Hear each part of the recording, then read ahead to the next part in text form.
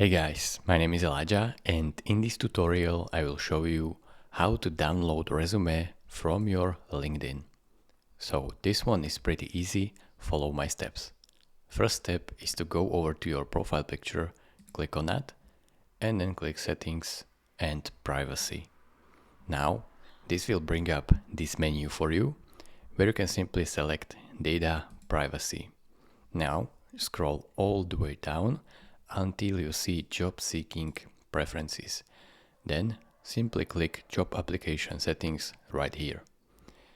There is your resume, as you can see.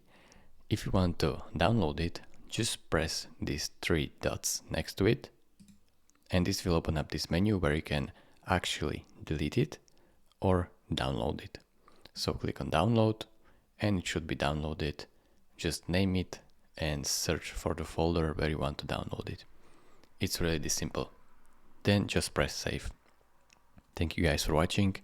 If this video was helpful to you, consider subscribing and liking this video, and I will see you in the next tutorial. Bye bye.